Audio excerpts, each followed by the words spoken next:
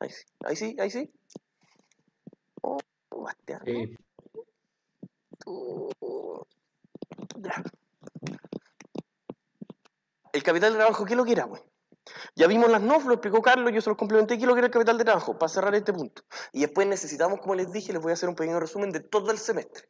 Por lo tanto, es muy importante porque les voy a decir, se tienen que fijar en esto, en esto, en esto, en esto y en esto. ¿Qué es lo que era el capital de trabajo? Esto que está acá, ya, yo voy a avanzar. No es una medida de flujo, es una medida, podríamos decir, cuantitativa de lo necesario. Por lo tanto, a mí bastante poco me interesa si para dar el ciclo una parte me la ponen los socios me prestan plata, si una parte lo ponen los pasivos sin un costo financiero. ¿Cómo se llaman esos pasivos? ¿Sí? Pasivos espontáneos. ¿Se acuerdan de eso o no? Se los comenté. Pero se los comenté, lo mencioné. Ya. Pasivo espontáneo, etcétera. Por lo tanto, el capital de trabajo sí es una medida de flujo.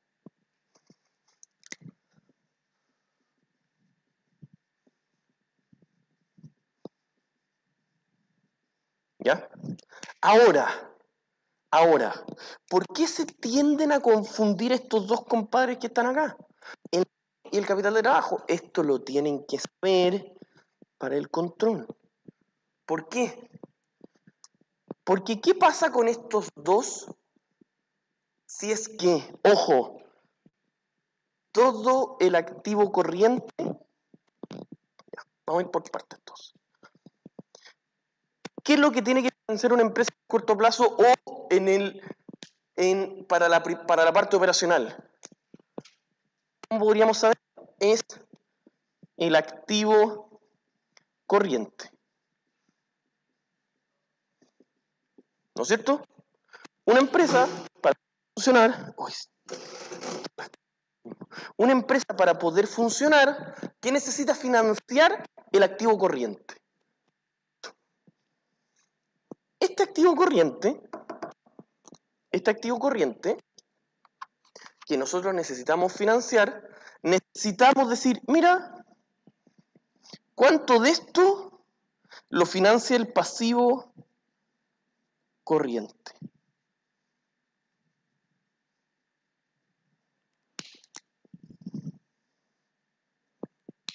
Eso es lo importante. Por lo tanto, les digo al tiro, lo único que podría llegar a pasar diferente de los dos cuando existen, solo cuando existen, o sea, NOF es distinto, capital de trabajo, cuando existen pasivos espontáneos. Por lo tanto, ustedes se darán cuenta, la forma de cruzar la información es que si no existen pasivos espontáneos, esta cuestión van a ser iguales. Esto es cuando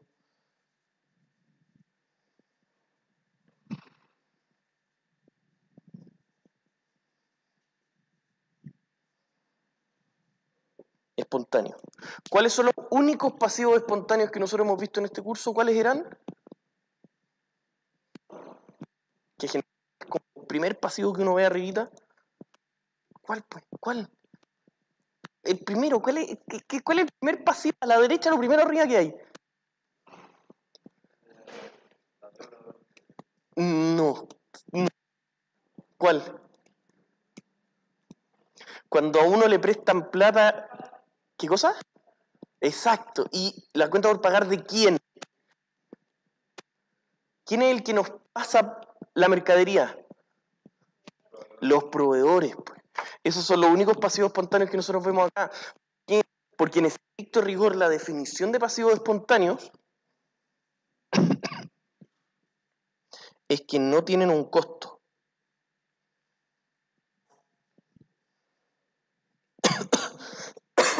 Sorry, me toqué. ¿Ya? Por lo tanto, cuando nosotros vemos que no tenemos pasivo espontáneo, ¿qué es lo que nos va a pasar? Por defecto, estos dos serían iguales. Ojo con eso. Eso es lo primero que hay que saber. ¿Y cómo se calcularían eventualmente? Activo corriente menos pasivo corriente. Listo. Eventualmente sería esa la forma de calcular. Ahora, ¿qué cosas tienen que saber ustedes? Así, para que sepan. ¿Qué va a pasar si el pasivo corriente es mayor?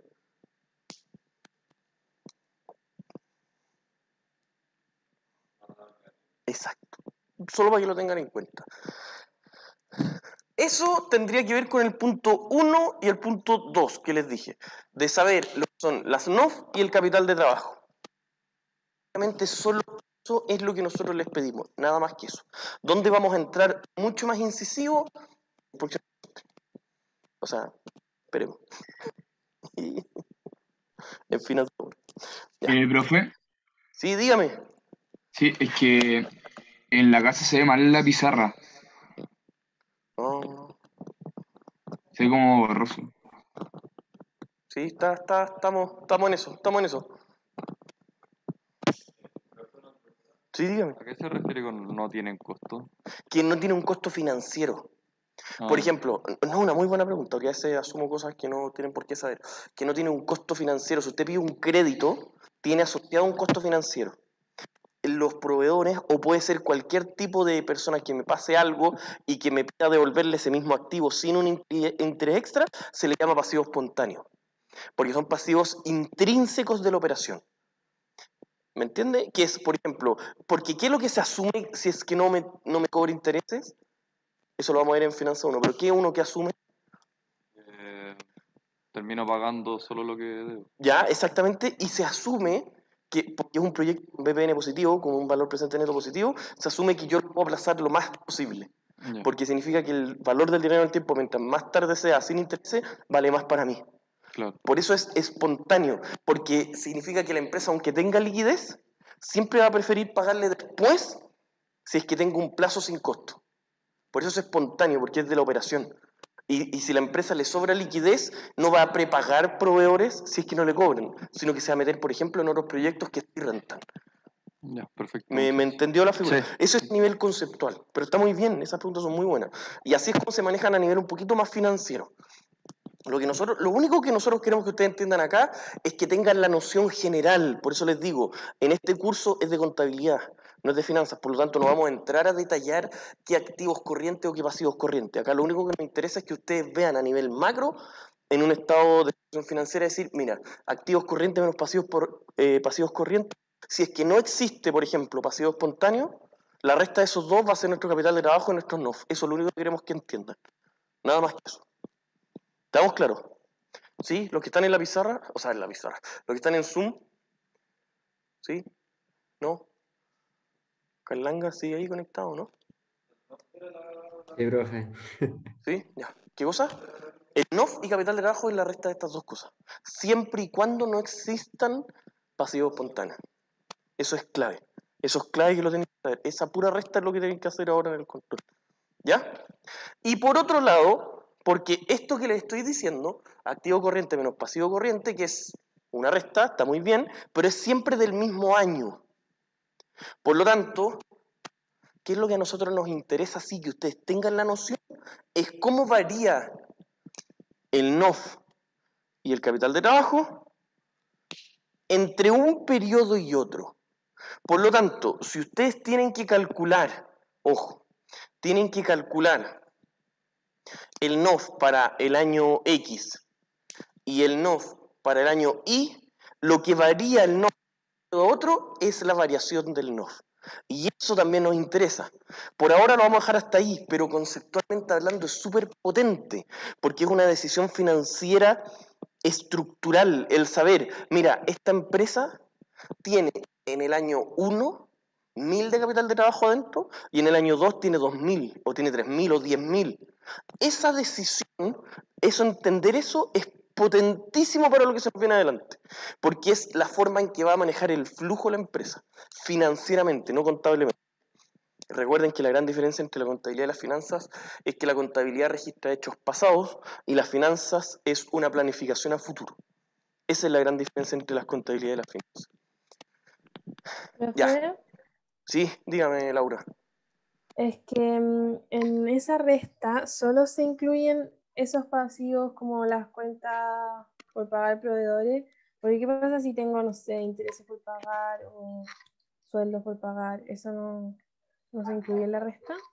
En este caso, no. O sea, justamente como usted dice, para no enredarla, sí. Para no darle una segunda explicación, sí. Exactamente. Solamente se incluyen las que usted mencionó. ¿Qué es esto? Activo corriente menos pasivo corriente. Eso es lo importante. Nada más que eso. Ah, ya, pero no El- necesariamente son solo las cuentas por pagar proveedores. No, exactamente, no solamente eso. Todas. Ah, ya. Todo el Ya, activo gracias. corriente menos todo el pasivo corriente. ¿Y por qué estoy haciendo el énfasis? Porque si es que no existen pasivos espontáneos, estos dos compadres son iguales. ¿Ya? ¿Estamos claritos? Ya, gracias. Eso, perfecto, Laura, muchas gracias. Eso es lo que a mí me interesa que ustedes sepan como objetivos de aprendizaje que estuvimos trabajando con los demás profesores y llegamos llegamos a la conclusión de que ese es el objetivo que nosotros queremos cumplir con ustedes en esta materia puntual. En realidad como que no podemos apretarlos más en este periodo del semestre. ¿Ya? Voy a borrar.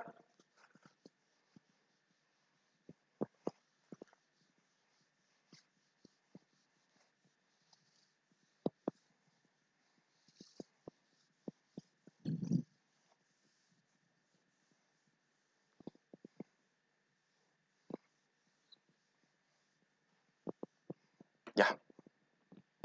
Entonces, ahora vamos a hacer una pequeña repasada, o más que ni siquiera repasada, sino que les voy a hacer un pequeño punteo de todo lo que tienen que saber para el examen. ¿Ya? Yo me imagino que varios se van a eximir, por lo tanto no, pero igual es bueno que escuchen. Ya. 1. ¿Cuál fue la primera materia que vimos? Que incluso la vimos antes de valor razonable. ¿Qué lo que era? Antes de eso. Que fue así como una clase. Los ¿Quién se estados, acuerda? ¿Qué cosa, Carlos? los estados, Tiene que ver con eso. Nosotros en la primera clase hicimos un pequeño resumen de una clase y media, podrá ser más o menos, en donde nosotros le explicamos los estados financieros por IFRS. O en otras palabras, les dimos a entender por qué tenemos que estudiar esta cuestión. Eso.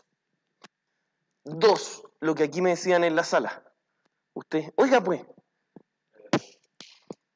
Método del costo y el valor razonable. exactamente. ¿Y eso en qué contexto lo vimos? Recuerden que el examen no puede ser tan profundo, tiene que ser más amplio de entender. Es lo que uno pueda decir, mira, un alumno que pasó por este curso tiene que saber a lo menos macro esto, esto, esto y esto. ¿Por qué viene pegadito a lo primero? El espíritu de IFRS, ¿cuál era? Reevaluar lo más posible todos los activos. Hacia allá está empujando la norma. Hace 10 años no se revaluaba prácticamente nada. Después empezaron a revaluar los PPE, después el intangible, y así sucesivamente los activos biológicos, etcétera, etcétera.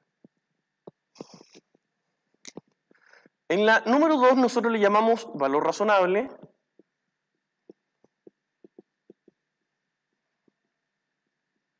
Pero díganme si no es, ahora todo hace sentido. Todo es muy intuitivo. Dentro del valor razonable, que entre comillas le llamamos así esta unidad, nosotros aprendimos a contabilizar 3 tipos de activos. Y de esos activos nosotros vimos qué lógica hay que tener detrás. Eso es lo que yo de verdad, de todo corazón, espero que ustedes lleguen a su casa, que ustedes puedan decir, mira, en realidad, ustedes vieron en la U 3 tipos de activos muy importantes. ¿Cuáles eran esos 3 tipos de activos? ¿Sí? PPE, propiedad de inversión ¿Ya? y activo intangible. Perfecto. Y de esos 3, nosotros ¿qué logramos entender? Y ahí viene otro objetivo de aprendizaje. ¿Cuál? ¿Qué? Logramos entender cuándo cada uno de ellos se registra o por el modelo del costo o por el modelo del valor razonable. Esto es lo que nosotros esperamos que ustedes entiendan. Se los digo muy transparentemente. para que ustedes orienten bien su estudio y no solamente hagan 1000 ejercicios de algo que a lo mejor no va a cumplir un objetivo, o sea, o que va a cumplir un objetivo muy chiquitito, que no es malo, pero es para que ustedes puedan orientar su estudio de buena manera. ¿Cuándo es valor razonable versus el método del costo?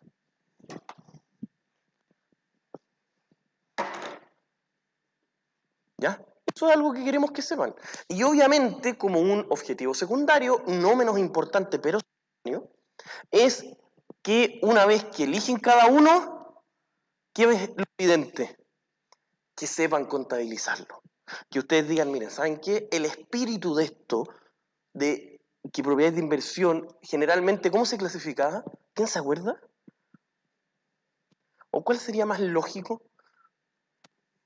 Valor ¿O razonable. PPE?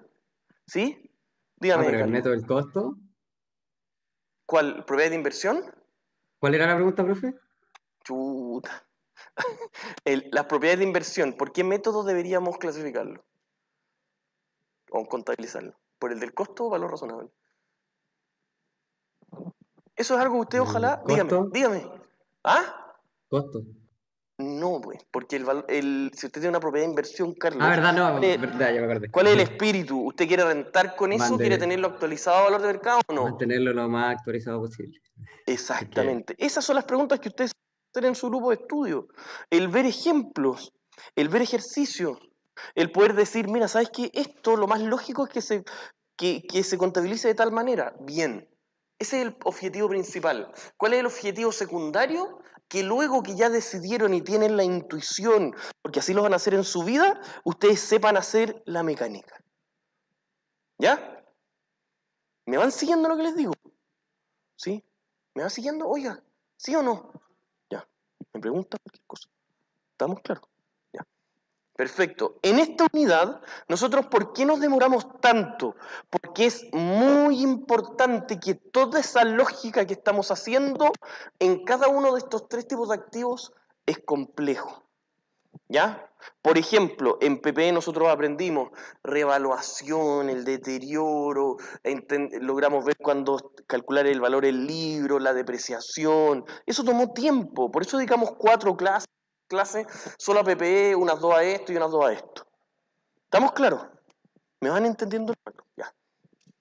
Luego que nosotros logramos entender la lógica de todo esto, y además me decir que uno de los objetivos secundarios, pero que está muy cerquita de ser importante, es entender el espíritu de qué, de cuánto vamos a registrar como valor inicial del activo. ¿Se acuerdan lo que yo les dije? Más allá de la mecánica, les insisto, ¿cuál era el espíritu de registrar un valor inicial de un activo cualquiera? ¿Cuál era? Oiga, ¿se acuerdan? ¿Qué cosa? Pues yo sé que va a cachar. ¿Se acuerda que cuando usted compraba una máquina? Míreme, compraba una máquina. Y la máquina ponerla acá, había que romper la pared, pagarle ingenieros para que no hagan la cuestión, etcétera, etcétera. ¿Eso se agregaba como parte del costo, se acuerda o no? Más o menos. ¿Sí? ¿No? sí, profe. No importa, igual pasó hace tiempo. Se debería agregar. El espíritu de por qué se debe agregar no es porque sí. El gran espíritu de esto es que el valor inicial de todo activo siempre es sumar todo lo necesario hasta que esté en funcionamiento. Ese es el espíritu, eso es lo que ustedes tienen que tener ahí, un switch, cambiarlo de ahora en adelante, para que cada vez que ustedes trabajen donde sea, ustedes digan, no, pues compadre, este es un activo y todo lo necesario hasta que esté en funcionamiento, tenemos que sumarlo al valor inicial. Y lo mismo nos pasó incluso cuando vimos valorización de acciones, de bonos, las emisiones, todo eso es agregada, porque es el mismo espíritu. ¿Me van siguiendo? ¿Sí? Ya.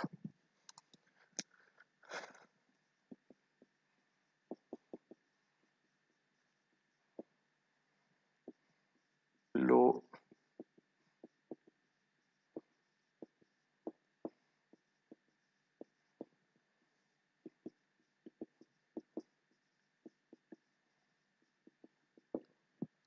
listo. Todo eso lo logramos aprender en esta mega unidad 2, que fue, yo me atrevería a decir, como el 50% del tiempo para la prueba 1. 3. ¿Qué empezamos a hacer inmediatamente después de esto y que incluso alcanzó a entrar en la prueba 1? Matemática financiera, leasing. Muy bien, Carlos, y muy bien. ¿Cuál era su nombre? Francisco. Francisco.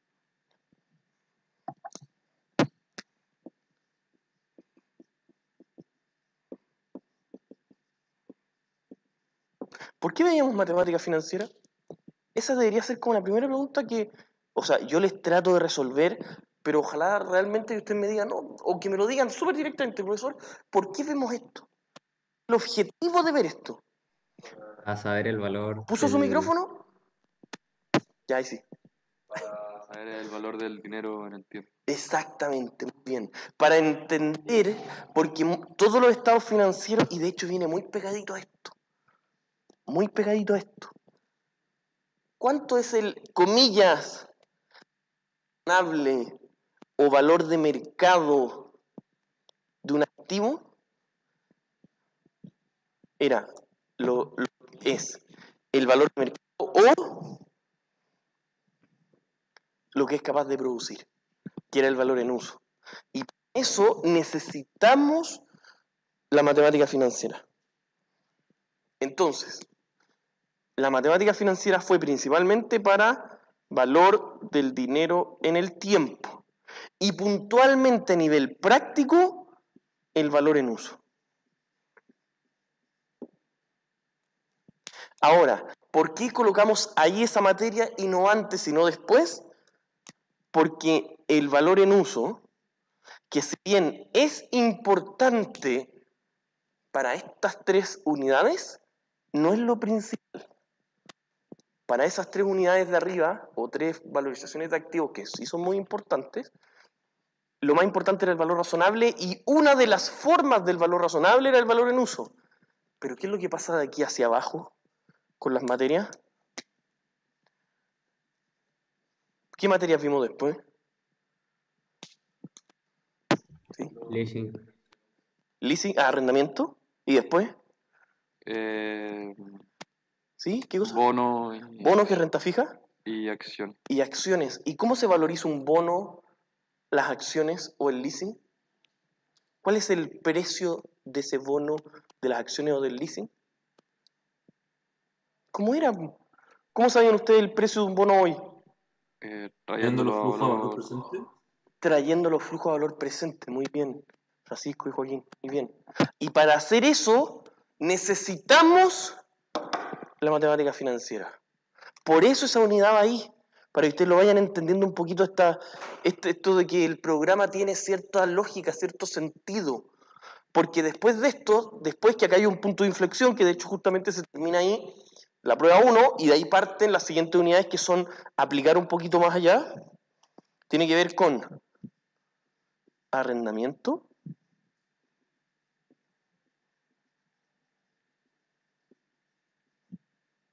tiene que ver con, voy a seguir acá,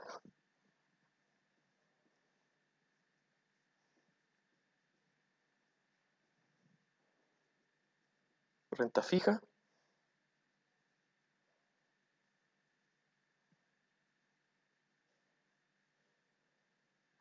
y renta variable.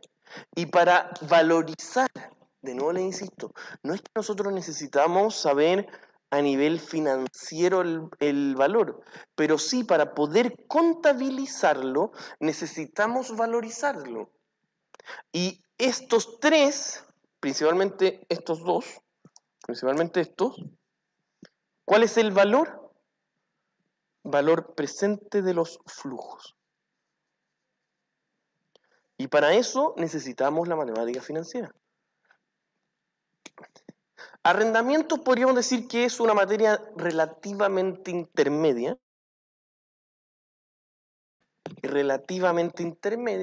¿Por qué? Porque si bien utiliza matemática financiera, no es lo principal la matemática financiera. Y acá, ¿qué tenían que saber? De nuevo les digo, los objetivos de aprendizaje de cada uno de los puntos.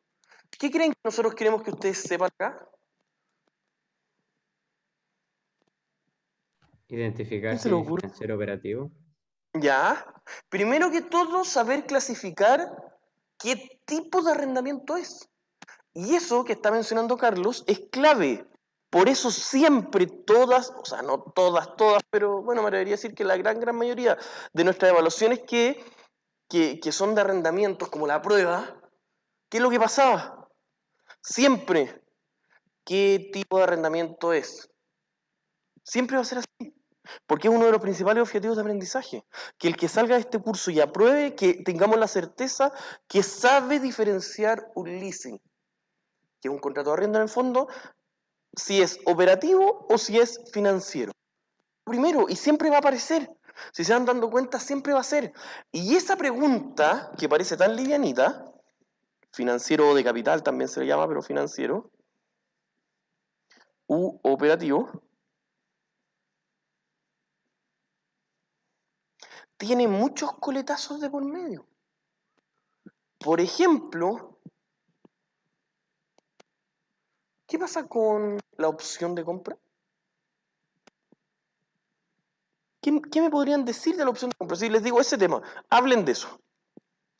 ¿Qué aprendieron ustedes en esa unidad de la opción de compra? Díganme.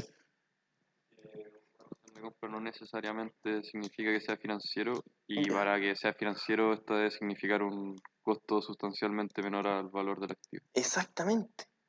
Incluso tal cual. O sea, la opción de compra, uno tendería a pensar, mira, si es que yo ejerzo la opción de compra, va a ser mío necesariamente. Y no es, o sea, yo lo voy a clasificar como mío necesariamente, y no es así. No es necesariamente así. Puede ser también operativo. Puede que la opción de compra, ¿qué pasa cuando la opción de compra es muy alta? No sé, o es muy probable que no se ejerza, muy bien. Es muy probable que no se ejerza, pero que sea muy probable que no se ejerza, me dice inmediatamente que es operativo, ¿no? No. Y si se van dando cuenta, de nuevo les digo, otro objetivo de aprendizaje. ¿Qué había en la prueba? ¿Quién me lo puede decir? Bueno, había una cantidad de formas gigantes y se imaginarán todo lo que pasó en la prueba, pero ¿qué es lo que qué es lo que ustedes encontraron con la opción de compra? ¿Sí? Dígame. Sería que era sustancialmente menor, que era como un 2% del valor del precio. algo así. Ya, esa era una forma, pero bueno, se imaginarán cómo está Turnitin saltando con... Pero bueno, exactamente. Ahí viene otro objetivo, es decir, oye, ¿cómo nos afecta? ¿Y se acuerdan que nosotros teníamos un listado de 8 características para que sea financiero? ¿Se acuerdan de eso? Eso lo tienen que saber, no de memoria, pero entender la lógica que hay detrás. Por eso yo digo, vayan estudiando, entendiendo los objetivos de aprendizaje. Todas mis PPTs al principio dicen objetivos. Todas mis PPTs. Si quieren lo pueden revisar. Así tienen que ir estudiando, así tienen que ir estudiando siempre. Luego sigamos. Renta fija. ¿Qué creen ustedes que nosotros queremos de ustedes? ¿Qué creen? ¿Qué será importante para nosotros preguntarles sobre acciones? ¿Sí? ¿Alguien?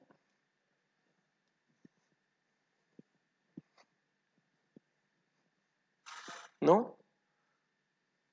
¿O no cacharon tanto acciones? ¿Sí? Dígame. Más o menos. Bueno, cuando nosotros vimos, tanto en acciones como en bonos, partamos por bonos. ¿Qué creen ustedes que nosotros queremos que ustedes sepan de bonos? ¿Será un objetivo de aprendizaje que sepan calcular los cupones? Ponga su micrófono. ¿Sí? Como saber qué es un método financiero y cómo lo contabilizo. El cómo lo contabilizo principalmente. El que sepan la mecánica para calcular los flujos, si bien es un objetivo secundario, no es un objetivo primordial en la economía. ¿Cómo aparecían los flujos en la prueba? Se los dábamos, ¿no? Se los dábamos. Y eso, cualquier persona de ustedes dice más o menos seguido de que los bonos del objetivo de aprendizaje no es que ustedes calculen. La matemática financiera la evaluamos en otra pregunta. Ahí, en matemática financiera unidad 3, ahí evaluamos el objetivo de aprendizaje. Nosotros ahora no queríamos que perdieran tiempo haciendo la mecánica de calcular los cupones. Nosotros ahora queríamos, ¿qué cosa queríamos que ustedes sepan? ¿Cómo se valoriza? ¿Cómo cambia al cambiar la tasa? ¿Cuánto cuesta en el mercado si lo vendo después del año 2 y tiene 5 periodos? Ese es el objetivo de aprendizaje. En bonos, en estricto rigor, en esa unidad, el objetivo de aprendizaje no es que ustedes calculen los cupones, es que ustedes sepan contabilizar y cómo afecta. Por eso había una pregunta, ¿calcule el valor del bono? ¿Cuánto varía? ¿A qué precio varía si la tasa del periodo tanto varía? ¿Cuál es el asiento de ajuste luego de variar? Eso es lo que nosotros queríamos de ustedes y era como bastante evidente en realidad. Si ustedes ahora que ya van estudiando y van cachando un poquito más, ese era el objetivo. Y no fue nada extra eso. Por eso de repente es bueno que hagamos estas clases como un poquito más pausadas, en donde ustedes vayan cachando hacia dónde va la materia, hacia dónde, qué es lo que me están tratando de enseñar con esto. Obviamente que eso que le acabo de explicar, cómo se va interiorizando, cómo uno va respirando este tema, a través de hacer muchos ejercicios, de entender la mecánica, eso es necesario. Pero el objetivo final no es ese. Y el objetivo final acá en renta fija era contabilizarlo, valorizarlo, saber qué pasa conceptualmente si la tasa sube o baja. Para mí esa cuestión es clave, más que todo lo demás. Para mí. El que ustedes puedan decir con sus palabras, oye, el bono yo lo había traído a valor presente con una tasa del 4 y ahora cambió al 6. ¿Qué pasa? ¿Mi activo vale más o vale menos? Eso es lo que yo quiero que sepan. Ustedes en la vida real nunca más lo van a hacer a mano, nunca. Pero sí, cuando ustedes lo miren y digan al tiro, no, es que esta cuestión está mala. Si la tasa subió, el valor tiene que bajar. Eso es lo que yo esperaría de ustedes. ¿Ya? ¿Me van siguiendo los que están en Zoom? ¿Sí? ¿Por ahí? ¿Carlanga? Profe. ¿Sí? Ya, vamos que se puede.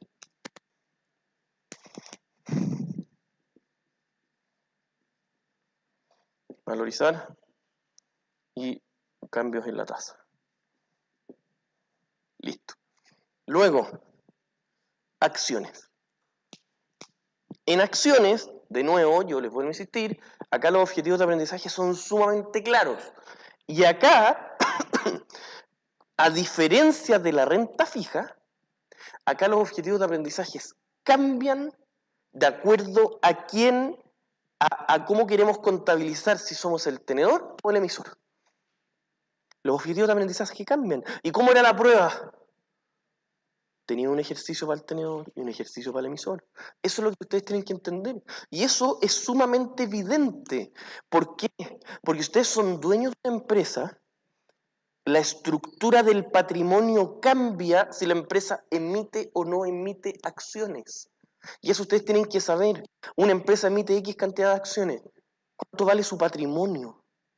Ese era un objetivo clarísimo. Y era una pregunta así, pero que era una pregunta que era multiplicar tanto por tanto. Esa era toda la pregunta. Y tenían 8 puntos, una cosa así. Y era multiplicar eso, algo por algo, nada más.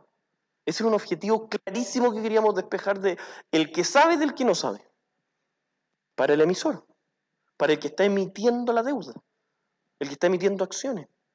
Para el tenedor, ¿qué queríamos nosotros saber? ¿Qué queríamos? Y ahí es donde nosotros tuvimos gran parte de las clases. Que el que tiene las acciones, el que la compra, primero que todo, ¿qué tiene que identificar? ¿Se acuerdan que había un porcentaje? Tipo de ¿Se acuerdan o inversión. no, pues? Más o menos. Tomás, sí, dígame.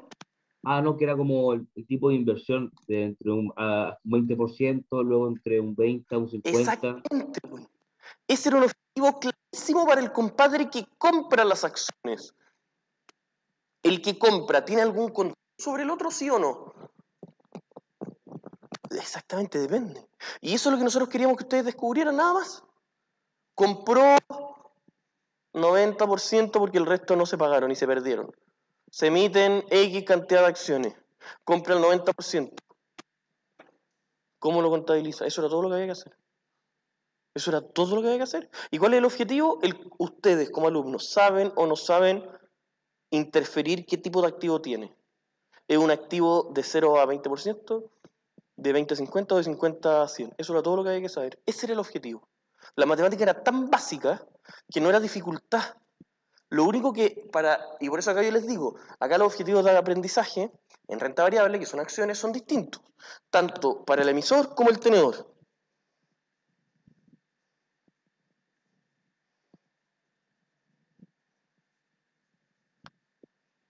En lo único que queríamos era que ustedes sepan cómo le variaba la deuda a él y el patrimonio. Hicimos un ejercicio casi idéntico en clase.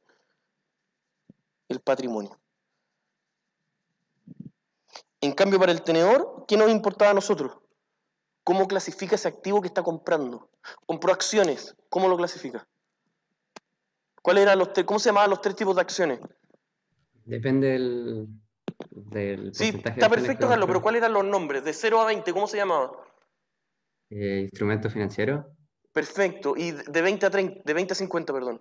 inversión en asociada, Inversión asociada y de sobre 50. no me acuerdo. ¿Alguien se acuerda? Inversión en filial. Inversión en ¿Ya? filiales. Exactamente, inversión en filial. Entonces, pero yo también les dije, esos porcentajes son referenciales. En la vida real ustedes van a saber si tienen o no tienen control. Por lo tanto, yo les dije, son referenciales. Acá lo que prima en la vida real, ¿qué es lo que es? ¿Cuánto control van a tener?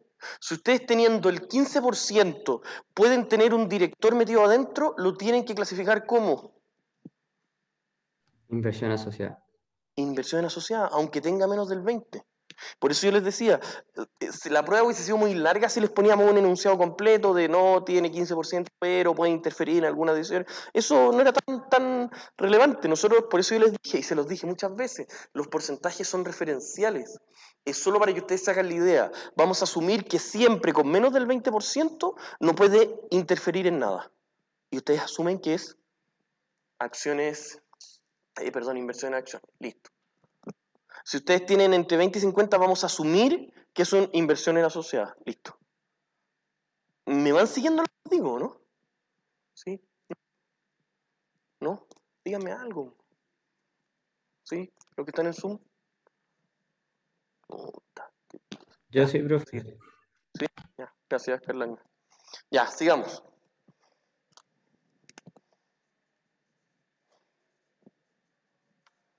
Tío.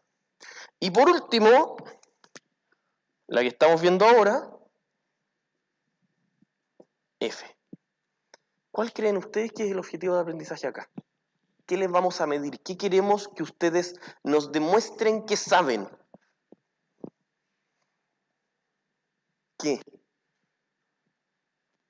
Bueno, a lo mejor hubiese sido hacer este mismo análisis después de la prueba 1, podríamos haber ido parte por parte y les voy diciendo, nosotros queremos que en PB el alumno que crece sepa calcular la depreciación, el deterioro, el tanto, eso estaba en la pregunta, tanto, listo. Son objetivos muy claros cuando nosotros armamos los instrumentos de evaluación, muy claros y evidentes. En F, ¿a quién se le ocurre? Ya vimos toda la materia, ya la analizamos. ¿Cuál es el objetivo principal de F? Que nos demuestren que saben qué. ¿Sí? Disponible tiene Ya, la empresa. exactamente. Eso es lo primero. Y me atrevería a decir que bien pegadito después es que el alumno sepa identificar cuando lee un estado financiero cuánto se generó por operación, cuánto por financiamiento y cuánto por inversiones. Ese es el objetivo de aprendizaje. Y les vamos a meter cuestiones entre medio, sí. Y vamos a dedicar tiempo a la parte mecánica también. Los vamos a estar bombardeando con dificultades conceptuales, porque ustedes son profesionales, son ingenieros íntegros que tienen que saber de toda la contabilidad, no solamente que tenga listo, sino que les vamos a decir, mira, y se cobró tarde, y las cuentas por cobrar varió en esto, y el costo fue esto, va a estar todo medio enredado. Pero ¿cuál es el objetivo final? ¿Qué les queremos preguntar? El alumno que pasó por acá, ¿sabe calcular el flujo de caja operacional? ¿Sabe calcular el flujo de caja de inversiones?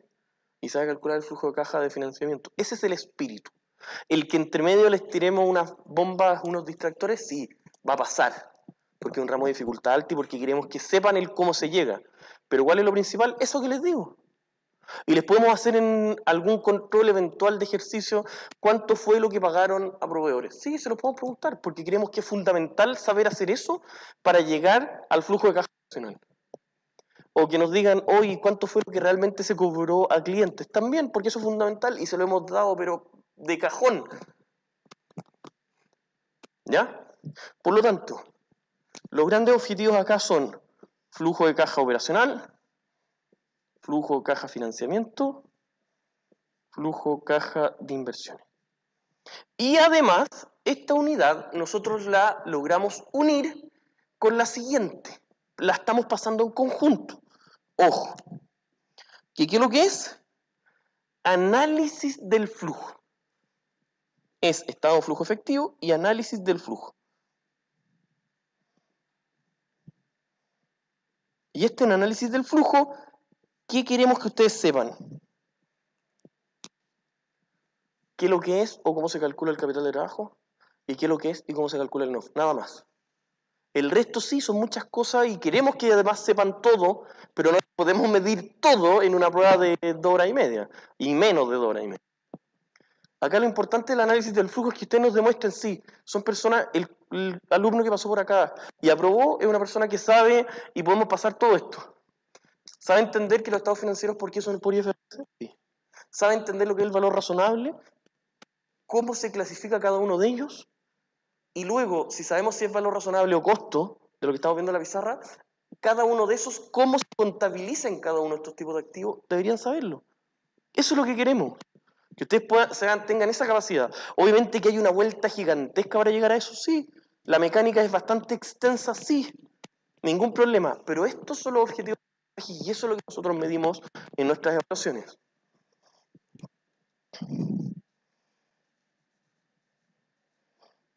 ¿Quedó claro? ¿Estamos claros?